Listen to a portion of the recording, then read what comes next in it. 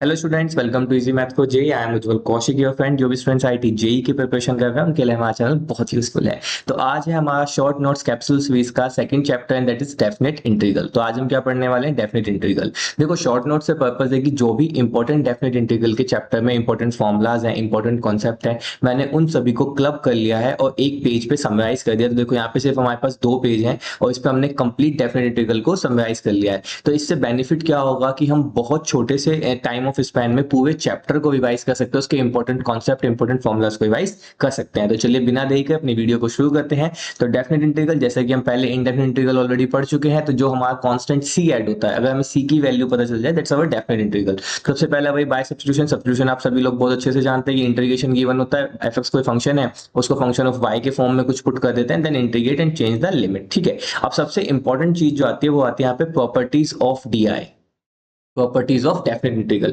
देखो, यहाँ पे जो प्रॉपर्टीज हैं हम वन बाय वन करके सबको डिस्कस करेंगे। यहाँ से मैं इसको हटा देता हूँ। ठीक है, वन बाय वन सबको डिस्कस करेंगे। सबसे पहले आती है कि a to B F x g x. ठीक है, a to B f t d t, यानी कि अगर हमारा जो यहाँ पे वेरिएबल एक्स था, अगर हम इस वेरिएबल को टी से चेंज कर देते हैं तो कोई भी इंटीग्रेशन पे इफेक्ट नहीं पड़ता, इंटीग्रेशन हमारा एज इट इज सेम रहता है। ठीक है। दूसरी प्रॉपर्टी जो हमारे पास है that is A to B F x D x, this is minus B to A F x D X, यानी कि जो हमारी यहाँ पे लोअर लिमिट थी ए और यहाँ पे अपर लिमिट थी बी, अगर हम इसको आपस में इंटरचेंज कर दें, ए टू बी को अगर हम बी टू ए कर दें तो इंटीग्रेशन के आगे माइनस का साइन आ जाता है। ठीक है।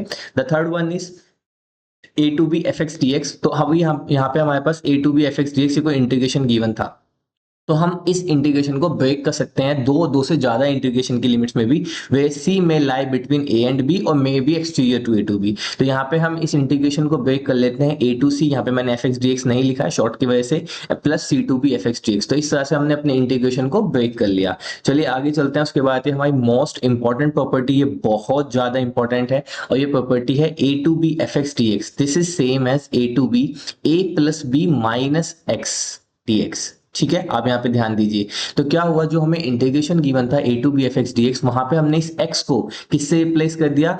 Lower limit plus upper limit minus X. तो x को हमने रिप्लेस किससे कर दिया? a plus B minus X. तो ये बहुत इंपॉर्टेंट प्रॉपर्टी है, इसको हम बहुत ज्यादा यूज करते हैं, तो इसको आप ध्यान रखिएगा। आगे चलते हैं। अगर हमें इंटीग्रेशन गिवन हो 0 to 2a F x D x, ठीक है, तो ये किसके इक्वल होता है? 0 to a F x plus F of 2a minus x D X. अब यहीं से हमें को एक और बहुत इंपॉर्टेंट ज्यादा प्रॉपर्टी है जो बहुत ज्यादा हम यूज करते हैं, that is minus A to A F x D X. इसका ध्यान यही है कि अगर हमें इंटीग्रेशन की लिमिट, देखो लोअर लिमिट क्या है? माइनस ए, अपर लिमिट क्या है? ए, यानी कि माइनस ए टू ए अगर हमें इंटीग्रेशन गिवन हो, this is 2 times of 0 to a F x D X. अगर हमारा एफ एक्स कैसा होगा? इवन फंक्शन होगा। और this is 0 if F x is odd function, and this is most important. उसके बाद आगे चलते हैं। ये है कि अगर हमारा मान लीजिए फंक्शन पीरियोडिक है और उसका फंक्शन का पीरियड कितना है? टी है। तो अगर हमें लिमिट गिवन हो 0 to n t F of D x, तो इसको हम, जो हमारा ये n है, यानी कि जो पीरियड में मल्टीपल हुआ है नंबर, नेचुरल नंबर n, उसको आगे ले आते हैं और इंटीग्रेशन कन्वर्ट हो जाता है 0 to F x D x में। इसकी मदद से हम बहुत इजीली अपने डेफिनेट इंटीग्रल को चेंज करके सोल्व कर लेते हैं। चलिए आगे चलते हैं। अगर यहाँ पे गिवन हो a से a plus T F x D x, जहाँ पे t क्या है? अगेन फंक्शन का पीरियड है, तो this is same as the 0 to t F x D X. a should be greater than 0। एक और प्रॉपर्टी है a to a plus N T F x D x, this is same as N 0 to t F x D X. अब देखो, ये जो property है ना, ये ऊपर दी हुई इन दोनों प्रॉपर्टी का क्या है? समेशन है। ठीक है, जैसे देखो यहाँ पे हम पहले इस प्रॉपर्टी को यूज करेंगे कि a से a plus T F x D x क्या होता है? 0 to t F of x D x. तो यहाँ से a से a प्लस एन टी था, ठीक है, तो यानी कि a से a प्लस एन टी, तो a से a हट गया तो 0 से एन टी आया। अब अगर 0 से एन टी होता है और t पीरियड्स होता है तो n आगे आ जाता है। तो बेसिकली हमने इन दोनों को ही मर्ज करके इस तरह से इसको लिख लिया है। आगे चलते हैं। ये बहुत इंपॉर्टेंट प्रॉपर्टी है, यूज तो मतलब कम हुई है मैं प्रीवियस क्वेश्चन जो मैंने सोल्व किए थे, बट हाँ जहाँ पे यूज हुई है वहां पे क्वेश्चन को बहुत इजीली ट्रांसफॉर्म कर देती है। तो इसको भी आप जान लीजिएगा कि a से b F x D X, अगर हमें इंटीग्रेशन गिवन हो डेफिनेट इंटीग्रेशन, तो that is equal to b minus A 0 to 1 F of a plus b minus A into X D X. और ये बहुत इंपॉर्टेंट है कि ये हमें कुछ भी डेफिनेट इंटीग्रल की लिमिट गिवन हो, हम उसको 0 to 1 में कन्वर्ट कर लेते हैं with the help of this property. चलिए आगे चलते हैं। 0 टू यहाँ पे n गिवन है और यहाँ पे हमें greatest integer function x given है, this is equal to n into n minus one by two. ऐसे यहाँ पे fractional part of x given, this is n by two. आगे चलते हैं। अच्छा, ये प्रॉपर्टी वही है जो हम ऑलरेडी पढ़ चुके हैं, minus A to A F x D x, this is equal to 0 to A F of X plus F of minus X. अब देखो, अगर हमारा फंक्शन इवन फंक्शन होगा तो एफ ऑफ माइनस एक्स किसके इक्वल होगा, एफ ऑफ एक्स के equal होगा, तो ये क्या हो जाएगा, 2 times of F of X, तो यानी कि ये सेम प्रॉपर्टी यही वाली आ जाएगी। और अगर हमारा फंक्शन ऑड फंक्शन होगा तो एफ ऑफ माइनस एक्स किसके इक्वल होगा, माइनस ऑफ एफ एक्स के इक्वल होगा, तो उस केस में 0 हो जाएगा। तो ये अगेन वही उसी प्रॉपर्टी को हमने यहाँ पे बताया, तभी मैंने यहाँ पे नंबर भी 6 ही करके लिखा है, ये उसकी एक और फॉर्म है।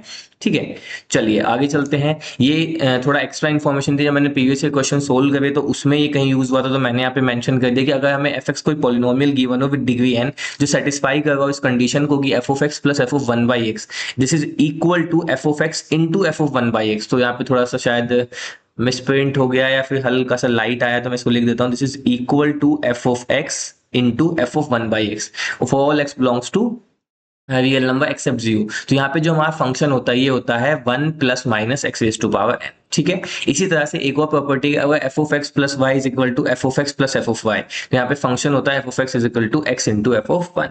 चलिए अब चलते हैं आगे। Most most most important property है यहाँ पे कि अगर हमें 0 to pi by two sine of N D X given हो या फिर 0 to pi by to cos की power N x D X given हो, तो इसको हम कैसे सोल्व करते हैं, डिपेंड करता है। अगर एन हमारा ऑड है तो N N minus one N minus two N minus three, this is 3 2 और 1 तक जाएगा। ठीक है, अब देखो अगर n यहाँ पे हमारा इवन होगा तो ये n n minus one N minus two N minus three से लेके कहां तक जाएगा, 2 1 और फिर लास्ट में पाई बाई टू की मल्टीप्लाई होगी। इसको आप ऐसे याद सकते हो कि जैसे n इवन है, अब इवन है तो 2 भी क्या होता है, हमारा इवन होता है, तो जैसे ही इवन होगा तो पाई बाई टू से मल्टीप्लाई होगा। ठीक है, आप इसको ऐसे करके याद कर सकते हो। चलिए आगे चलते हैं अपने। आगे हमें गिवन है, मोस्ट इंपॉर्टेंट है 0 टू पाई बाई टू। कई बार डायरेक्ट इंटीग्रेशन आ जाता है, लेकिन कई बार हम इसको यूज करते हैं। ऐसे क्या होता है, कुछ बड़ा क्वेश्चन फ्रेम हुआ, वहां पे इंटीग्रेशन 2 या 3 पार्ट्स में ब्रेक हो, तो उसका एक पार्ट हो जाता है 0 से pi by two log sin x dx या फिर 0 से pi by two log cos x dx। ध्यान रखना लिमिट है 0 से पाई बाई टू, तो इसकी वैल्यू होती है minus pi by two log 2 या फिर पाई by two log 1 by two. देखो log की प्रॉपर्टी से माइनस वन ऊपर चला जाएगा, तो ये क्या बन जाएगा, 2 की पावर माइनस वन, तो 2 की पावर माइनस वन को क्या लिख दिया हमने, 1 बाई टू। और 0 to pi by two log sin 2x dx, इसकी वैल्यू भी यही होती है। चलिए आगे चलते हैं। 0 से pi by two log 10x dx क्या होता है, दिस इज इक्वल टू 0। उसके बाद आगे चलते हैं, मोस्ट इंपॉर्टेंट है ये, 16 भी इंपॉर्टेंट है। ठीक है, 16 बहुत ज्यादा यूज हो जाता है, 16 इंपॉर्टेंट है। देखो 0 से पाई बाई टू साइन की power m x into cos की power N x D x की, this is equal to half beta M plus one by two n plus one by two. अब ये B क्या है, this is beta function. अभी beta function को हम पढ़ेंगे ये बात, ठीक है, इसको हम डिटेल से पढ़ेंगे बीटा फंक्शन को कैसे सोल्व करते हैं। ठीक है, उसके बाद एक ये बहुत इंपॉर्टेंट है रिडक्शन फॉर्मूला, आई एन अगर 0 से पाई बाई फोर टेन की power N D X given हो तो ये किसके इक्वल होता है, I N plus I N minus two is equal to 1 upon n minus one. इसका क्वेश्चन आपको एग्जाम में कुछ ऐसे दिख जाता है कि आपको ये दे देगा 0 से पाई बाई फोर टेन की पावर दिस dx और आपसे पूछ लेगा आई ऑफ 8 प्लस आई ऑफ 6 की वैल्यू बताओ। ठीक है, तो आप यहाँ पे देखेंगे कि यहाँ पे n की वैल्यू क्या होगी, 8 होगी, तो 0 से पाई बाई फोर 10 की पावर 8 x dx गिवन होगा आपको, तो आप इसको डायरेक्ट देते हैं 1 अपॉन 8 माइनस वन यानी कि 1 अपॉन 7। ठीक है, तो इस तरह से हम इसको सोल्व करते हैं। अब चलते हैं बीटा फंक्शन क्या होता है। अब देखो बीटा फंक्शन और गामा फंक्शन ये दो इंपॉर्टेंट फंक्शंस होते हैं, इनको किस तरह समझते हैं आओ देखो। अगर बीटा फंक्शन क्या है, if m is greater than 0 and n is greater than 0, so 0 to 1 x raise to power m into 1 minus x raise to power n dx, this is equal to beta of m plus one into n plus one. तो definite integral में बहुत important होता है beta function. मैं फिर से बता देता हूँ क्या, जैसे मान लीजिए 0 से 1 गिवन है, मान लीजिए नहीं, इस यही फॉर्मेट ही होता है, 0 से 1 यहाँ पे x की पावर m और 1 माइनस x की पावर n dx। अगर आपको ये गिवन है तो दिस इज इक्वल टू होता है बीटा ऑफ, अब m में प्लस वन कर दो और n प्लस वन कर दो। अब इसको कैसे सोल्व करेंगे ये हम अभी थोड़ी देर में समझेंगे। ठीक है, वहीं पे जो हमारा गामा फंक्शन होता है, गामा फंक्शन होता है 0 टू इंफिनिटी अगर हमें लिमिट गिवन हो e raise to power minus X और x की पावर n, तो this is equal to gamma of n plus one. तो गामा फंक्शन को लिखने का तरीका क्या होता है, यही तरीका होता है, ये होता है गामा फंक्शन, दिस इज, ये हमारा गामा फंक्शन होता है। ठीक है, वहीं इसका एक दूसरा फॉर्मेट ये भी है कि e रेज टू पावर, अब देखो यहाँ पे x था, यहाँ पे लैम्डा x है, x raise to power n dx, तो जब यहाँ पे x के साथ कुछ मल्टीपल में कांस्टेंट होगा तो गामा n प्लस वन तो सेम आएगा, अपॉन में आ जाएगा लैम्डा की पावर n प्लस वन। ठीक है, जो भी यहाँ पे ये लैम्डा होगा इसकी power that is n plus one. चलिए अब प्रॉपर्टीज देखते हैं बीटा फंक्शन और गामा फंक्शन की। तो बीटा mn जो होता है this is same as the beta nm। ठीक है, दूसरा बीटा एम जो होता है gamma N upon gamma M plus N. अब आपको समझ आया होगा कि जो बीटा एम प्लस वन और एन प्लस वन था इसको हम कैसे सोल्व करेंगे। कैसे सोल्व करेंगे देखो, तो this is equal to gamma M plus one into gamma N plus one upon gamma, अब देखो एम प्लस एन तो यानी कि M plus N plus two. इसको इस तरह सोल्व करेंगे। अब गामा फंक्शन को सोल्व करने के लिए देखो यहाँ पे समझते हैं गामा फंक्शन कैसे सोल्व करते हैं। Gamma of M this is equal to M minus one gamma of M minus one where M belongs to rational number. जैसे सपोज कीजिए यहाँ पे आपको गिवन हो गामा ऑफ 7/2, ये आपका आ रहा है, तो आप इसको कैसे करेंगे, एक सेकंड मैं इसको दोबारा देता हूँ। यहाँ पे आपको दिख रहा है गामा ऑफ 7/2, तो देखो ये होता है this is equal to 7/2 minus one, तो यानी कि 5/2, तो ये किसके इक्वल होगा 5/2 गामा ऑफ 5/2। अब फिर से 5/2 को सोल्व करेंगे तो 5/2 माइनस वन यानी कि 3/2, तो हो जाएगा 5/2 इंटू 3/2 और यहाँ पे आ जाएगा गामा ऑफ 3/2। ठीक है, अब देखो 3/2 से फिर बाहर आएगा तो यहाँ पे क्या बच जाएगा माइनस का वन, तो यानी कि 1/2, तो ये हो जाएगा आपका 5/2 इंटू 3/2 इंटू 1/2 और यहाँ पे जाएगा गामा ऑफ 1/2। अब गामा ऑफ 1/2 की वैल्यू होती है रूट पाई, तो इसकी जगह पे रूट पाई प्लेस कर देंगे, तो इस तरह से हम गामा फंक्शन को क्या करते हैं सोल्व करते हैं। अब अगर गामा हमारा पॉजिटिव इंटीजर गिवन है तो this is same as the factorial m minus one, और फैक्टोरियल को तो आप बहुत अच्छे तरीके से जानते हैं कि हम फैक्टोरियल के साथ कैसे डील करते हैं। ठीक है, तो यह gamma function gamma of one की वैल्यू वन होती है, गामा ऑफ हाफ की वैल्यू अंडर रूट पाई होती है, गामा ऑफ माइनस एम की वैल्यू इन्फिनिटी होती है, 0 to 1 X raise to power M 1 minus X की पावर एन, यानी कि अगर हमें यहाँ पे बीटा फंक्शन गिवन हो तो this is equal to 0 to infinity x raise to power m upon 1 plus x m plus N plus two. Important है, कई बार यूज हो जाता है। ठीक है, तो यही था all about the beta and gamma function. चलिए अब चलते हैं आगे, एस्टिमेशन ऑफ इंटीग्रल क्या है। ठीक है, देखो एस्टिमेशन ऑफ इंटीग्रल यही है कि अगर हम a to b fx dx का मॉड लें that is less than equal to a to b function का मॉडुलस लेके फिर इंटीग्रेशन सॉल्व करें। ठीक है, दूसरा ये इंपॉर्टेंट है, इसको हम कई बार यूज कर लेते हैं, इसको स्कीज थ्योरम भी आप जानते होंगे और वेट माउस थ्योरम कुछ ऐसे भी होता है। ठीक है, तो इसका क्या होता है कि अगर हमें fx गिवन है, fx is greater then gx and less than hx, तो इनका इंटीग्रेशन भी इसी वाली इनक्वालिटी को फॉलो करेगा। ठीक है, उसके बाद चलते हैं definite integral as the limit of sum, very very very important, ये मान के चलिए वेरी वेरी वेरी इंपॉर्टेंट। ठीक है, एक ये और इसके जस्ट नीचे होगा लेबनिज रूल। ठीक है, ये दोनों ही इंपॉर्टेंट है, दोनों में से एक ना एक से क्वेश्चन तो आपको मिलेगा ही मिलेगा अपनी हर एक शिफ्ट में, आप चाहे कोई सी भी शिफ्ट देख लीजिए, लेबनिज थ्योरम से या डेफिनेट इंटीग्रल लिमिट ऑफ सम से क्वेश्चन हमेशा ही आता है। चलिए समझते हैं सबसे पहले definite integral as a limit of sum क्या है। तो बहुत सिंपल है कि अगर हमें गिवन हो express the series in the form limit n tending to infinity 1 upon n summation f of r by n, जो भी हमें सीरीज गिवन होगी हम उसको इस पर्टिकुलर फॉर्म में ही कन्वर्ट करेंगे। तो यहां से क्या होगा, जो ये आपका समेशन है that summation will replace by integration, this is r by n, ये जो फंक्शन है this is replace by x, और ये जो 1 बाय n है this is replace by dx, और लिमिट ऑब्टेन करते हैं n tending to infinity r by n करके। नहीं समझ आया कोई दिक्कत नहीं, छोटे से एग्जांपल की मदद से समझिए। जैसे मान लीजिए यहाँ पे एग्जांपल गिवन था, मैं थोड़ा नीचे कर लेता कि दोनों चीज साथ में दिखती है। ठीक है, चलो यहाँ पे हमें गिवन था limit n tending to infinity summation k running from 1 to n 1 upon n square plus kn। ठीक है, अब देखो यहाँ पे क्या था, हमने अंदर से n स्क्वायर को कॉमन लिया, n स्क्वायर को कॉमन लिया, रूट के बाहर आएगा तो 1 बाय n बचेगा, अंदर क्या बचा 1 प्लस k बाय n। ठीक है, अब आप इसको कन्वर्ट कर सकते हो, ये बन गया देखो 1 बाय n था, देखो यहाँ पे मैं इसको बताऊं 1 बाय n चाहिए था आपको, यहाँ पे आपको 1 बाय n मिल गया, समेशन चाहिए था समेशन मिल गया, और एक r बाय n फॉर्म का फंक्शन मिल गया। ठीक है, यहाँ पे k बाय n है दैट सेम नो प्रॉब्लम।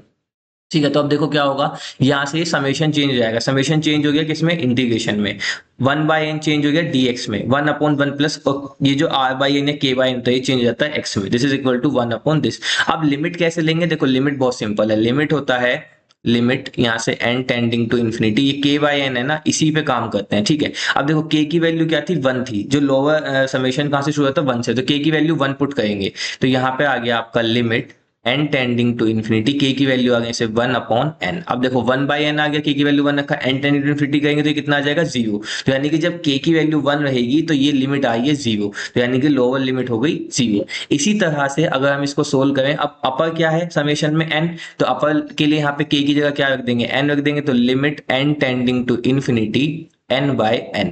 अब n बाय n क्या हो जाएगा 1, तो लिमिट n इंफिनिटी समेशन क्या आ जाएगा सिर्फ और सिर्फ आपका 1। ठीक है, यहाँ पे कांस्टेंट 1 आ गया, तो यानी कि अपर लिमिट कैसे आ गई 1, तो 0 से 1 ये आपका इंटीग्रेशन चेंज हो गया, इसको आप बहुत इजीली सोल्व कर सकते हैं। तो ये होता है हमारा definite integral as the limit of सम।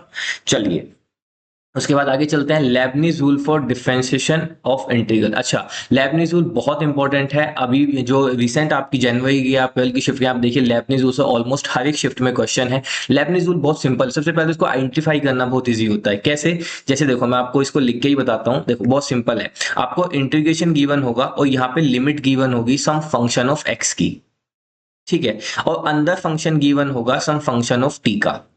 यही पर्टिकुलर फॉर्मेट है लेबनीज रूल यूज करने के लिए कि यहाँ पे आपको लिमिट कुछ एक्स में गिवन होंगी और जो इंटीग्रेट कर रहे होंगे हम उसका वेरिएबल टी होगा, ठीक है। और इस पूरे को जब हमें क्या करना होता है, डिफरेंशिएट करना होता है with respect to limit variable, यानी कि एक्स की टर्म में अगर हम इसको डिफरेंशिएट करेंगे तो ये किसके इक्वल होता है, F of b of x, यानी कि किसके इक्वल होता है, एफ ऑफ, अब देखो टी को रिप्लेस कर देते हैं अपर लिमिट से इनटू अपर लिमिट का डिफरेंशिएशन, माइनस अब f को रिप्लेस कर देंगे, t को रिप्लेस कर देंगे लोअर लिमिट से इनटू लोअर लिमिट का डिफरेंशिएशन।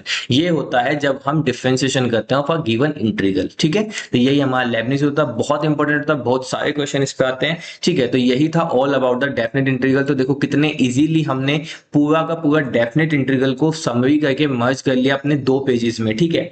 तो इस तरह से आप भी अपने शॉर्ट नोट्स बनाइए। देखो शॉर्ट नोट्स बनाने का फायदा यही होता है कि जब आप एग्जाम के बहुत पास जाते हैं ना, अब जैसे देखो हमने इनडेफिनेट इंटीग्रल था उसको हमने 2 पेजेस में कवर किया, इसी तरह से डेफिनेट इंटीग्रल को भी हमने 2 पेजेस से कवर किया। तो अब जैसे अभी ये तो वीडियो है, मेरे को यहाँ पे थोड़ा आपको एक्सप्लेन करना पड़ा। जब आपके पास अपने लिखे हुए शॉर्ट नोट्स होंगे तो आप बहुत इजीली अपने शॉर्ट नोट्स को बहुत ज्यादा मल्टीपल टाइम रिवीजन कर सकते हैं, ठीक है। एक अच्छी गुड फ्रिक्वेंसी के साथ एक टाइम इंटरवल पे बार बार उसको रिपीटली आप उसको रिवाइज कर सकते हैं। तो इस तरह से आपको एक पिक्चर क्लियर रहेगी और जब आप एग्जाम में जाएंगे ना तो मैं आपसे दावे से कह सकता हूँ कि आपको ये तक याद होगा कि जैसे कोई फॉर्मूला ये आया है, लेबनीज रूल आया है, तो आपको याद होगा कि ओके ये तो मेरे पेज के लेफ्ट कॉर्नर में लिखा हुआ फॉर्मूला है और यहाँ पे मैंने इसको पढ़ रखा है इतनी बार, ठीक है। सो आई होप ये वीडियो आपके लिए यूजफुल रही होगी। अगर ये यूजफुल रही तो प्लीज कमेंट कीजिएगा, सब्सक्राइब कीजिएगा, चैनल को शेयर कीजिएगा। और अगर आपको कोई भी डाउट्स है, कुछ भी आपकी प्रॉब्लम है, आप कुछ और इसके अलावा एडिशनल चाहते हैं तो प्लीज कमेंट में बताइएगा। Thank you very much, be happy.